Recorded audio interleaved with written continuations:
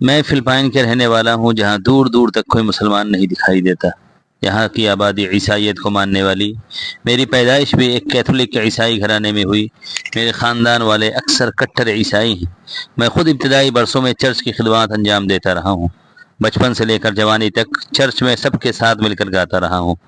اب جب کہ میں 29 برس کا ہو چکا ہوں تو میں نے مذہب اسلام کو قبول کر لیا، جبکہ میرے ساتھ کے دوست پادری کے درجے پر پہنچ چکے ہیں۔ وہ اکثر مجھے دوبارہ عیسائیت قبول کرنے پر زور دیتے ہیں، لیکن میں انہیں ہر بار مایوس کر کے اسلام کی دعوت دیتا ہوں۔ میں یوں ہی مسلمان نہیں ہو گیا، اس کے پیچھے بہت سے سوالات تھے جن کا عیسائیت جواب نہیں دے پا رہی تھی۔ میرے دوست اور دیگر عیسائی پادریوں کے پاس بھی جواب نہیں تھا۔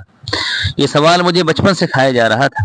میں اکثر یہ سوال اپنے دوست و احباب اور دیگر پادریوں سے پوچھتا تو مجھے ایک ہی جواب ملتا ہے کہ یہ شیطانی خیالات مجھے راہ سے بے راہ کر دیں گے، اس لیے ذہن سے جھٹک کر دل سے نکال دو۔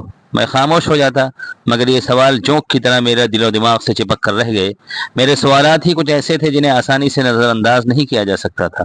میرے سوالوں میں ایک سوال یہ بھی تھا کہ عیسائی مذہب میں ساری توجہ حضرت عیسیٰ علیہ السلام پر ہی کیوں مرکوز ہے، اس خدا پر کیوں نہیں جس نے حضرت عیسیٰ علیہ السلام کو پیدا کیا، پوری کائنات کو رچا۔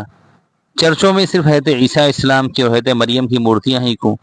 خدا تو سب سے بڑا ہے، اس نے سب کو پیدا کیا، پہلا حق اسی کا ہے، اسی کا ہونا چاہیے۔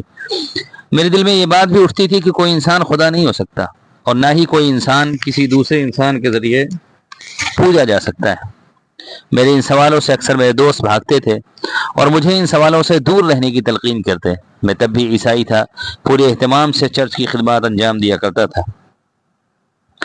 تبھی مجھے میرا ایک دوست ملا جو چرچ میں ہمارے ساتھ گایا کرتا تھا۔ پھر اس نے بتایا کہ وہ مسلمان ہو گیا ہے، اس نے اسلام قبول کر لیا ہے۔ میں اس پر ہنسا تھا۔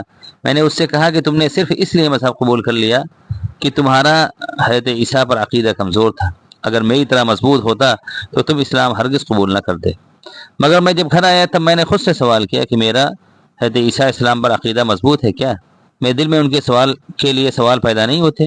میرے ذہن میں بھی سوال آیا کہ آخر میرا دوست مجھ سے زیادہ مذہبی تھا، بچپن سے چرچ کی خدمت کرتا آیا، آخر اس نے کیوں اسلام قبول کیا؟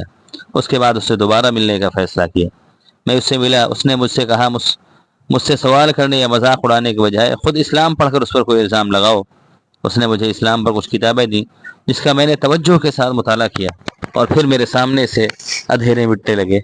میرے آفس میں کام کرنے والے ایک مسلم خاتون نے میری اسلام کے اندر دلچسپی دیکھی تو اس نے مجھے کچھ کتابیں دی۔ جیسے جیسے میں مطالعہ کر رہا تھا ویسے ویسے وہ جواب ملتے جا رہے تھے جو مجھے بچپن سے پریشان کیے ہوئے تھے۔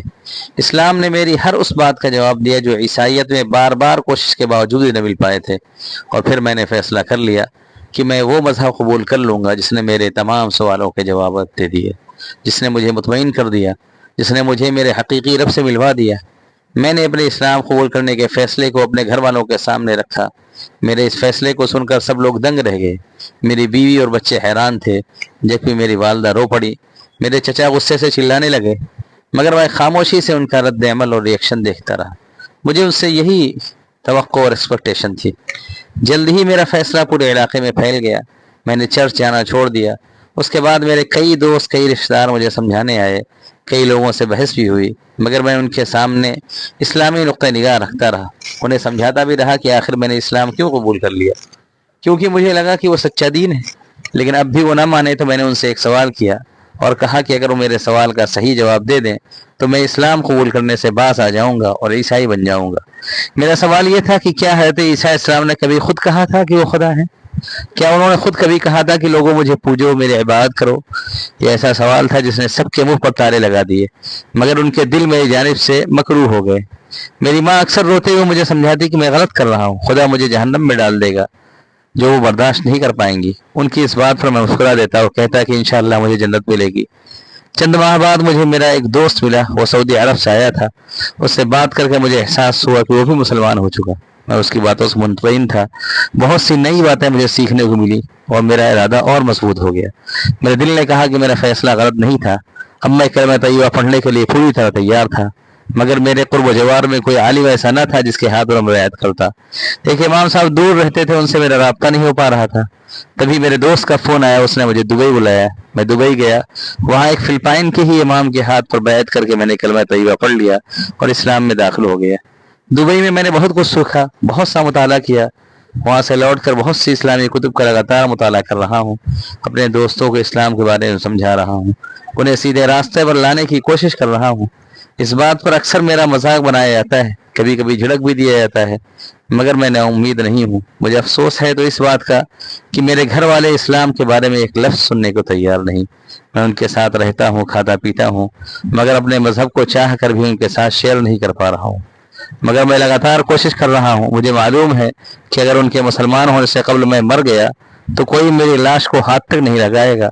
मेरी लाश यूं ही गलने सड़ने के लिए फेंक दी जाएगी, मगर मुझे मेरे रब पर यकीन है कि वो मेरे साथ बुरा नहीं होने देगा। इस जहां में न सही, वो मुझे आखिरत की उन तमाम नेमतों से माला माल कर देगा जिसका उसने वादा किया है।